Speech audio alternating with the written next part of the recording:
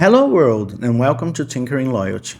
Today we will discuss segmentation and I'll share with you a gamification framework I use to design engagement strategies to enhance the results of the loyalty programs I design.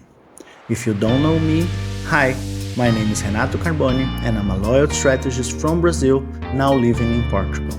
You can find all about me or Tinkering Loyalty in the description. So let's get started.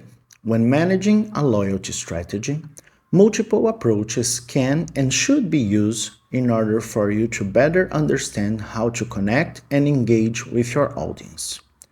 We will discuss more approaches in future videos, but today I'll share with you the most basic one that you can also use to understand better how your program is doing, so that we can discuss the Bartle Archetypes, that is the gamified approach that we will discuss today.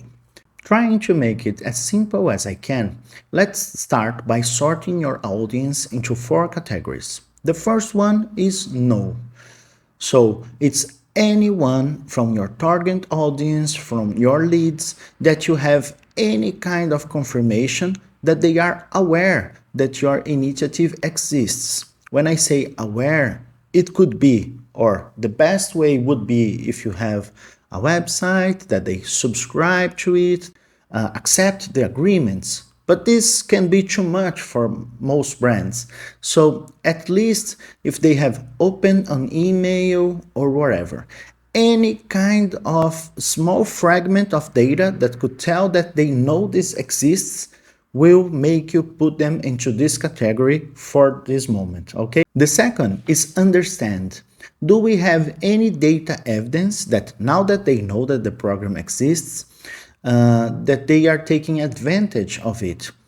When I say advantage, I'm just saying they redeemed a coupon, they earned points, they visited the store. It all depends on the mechanism of the program that we are pushing to them. But if we have any data evidence that the behavior changed once they know that was available, we will put them to this category, understand. The third one, now it's use. So since we've started this, do we have any evidence that they got to the final stage of our racing line? So if we are giving points, are they using those points, redeeming? If we gave them coupons, are they redeeming those coupons or whatever? And now we've arrived to our 4th tier, that is loyal. Of course, loyal, if we are talking about a loyalty program, if it is an incentive, we could call them heavy users or other determinations, but the loyal ones are the members that are repeating the behavior we stated for users.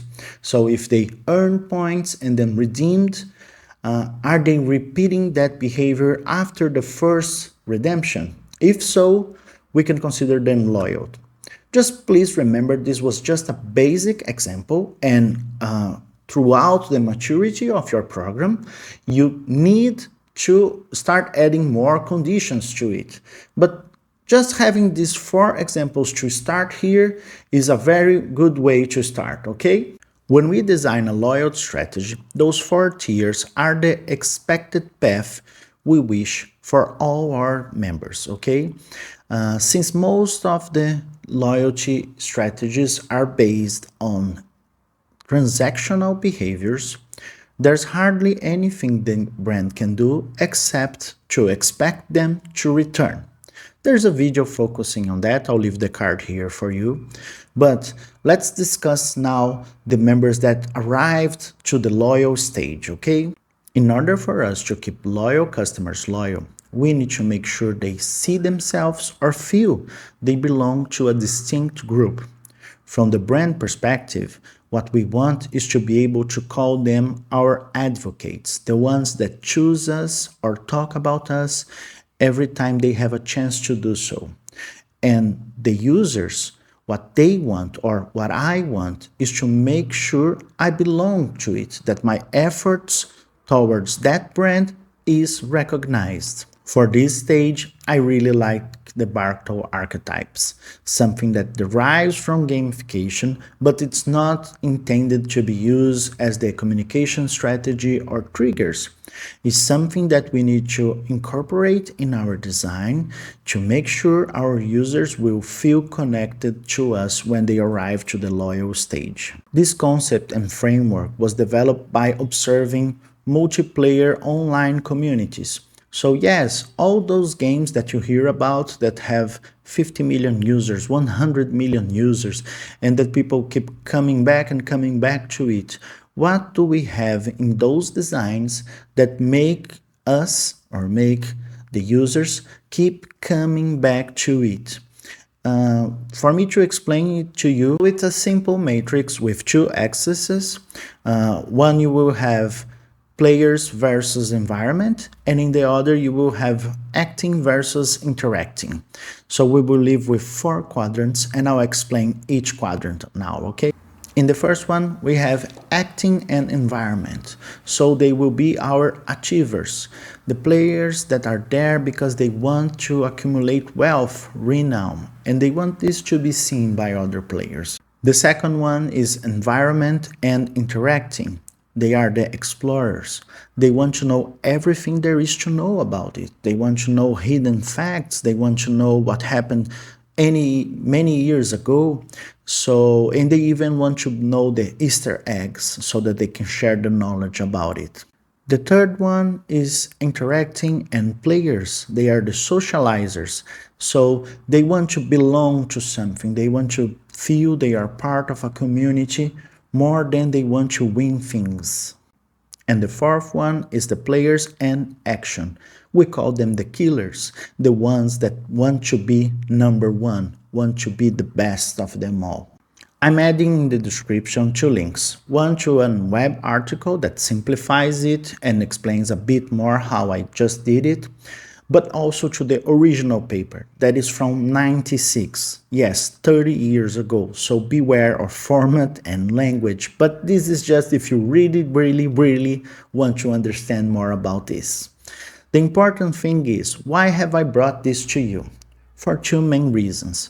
The first one is, what are we planning to do with our audience, with our customers, when they reach the loyal stage? We need to have something planned for that in order to keep them engaged. The second part of this provocation is, if we don't have a plan for them when they achieve that, so we are designing this game where they reach the end, put it on their shelf, and never play it again because they got bored or they did what was expected.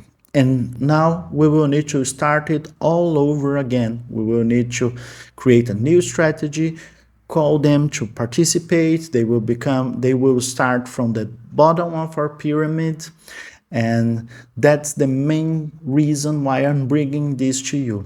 It's not only important to understand their current stage, but the most important thing when we want to understand ROI and why are we doing this is when we have converted our users into loyal consumers, what are we expecting or what are we planning for them at that stage?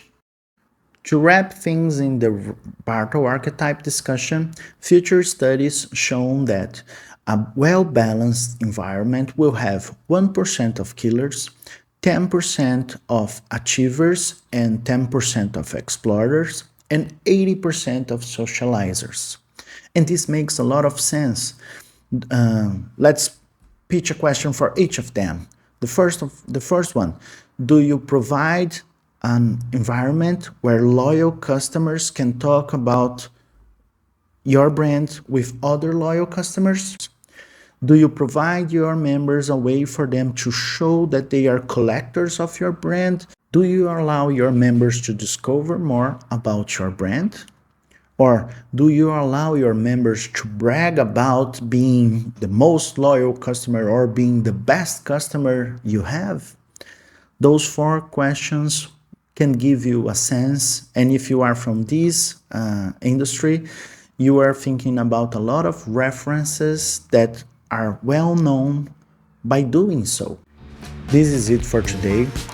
Please consider subscribing to our YouTube channel, like this video, and share with someone that you think could benefit from this discussion. And I'll see you next Tuesday. Obrigado.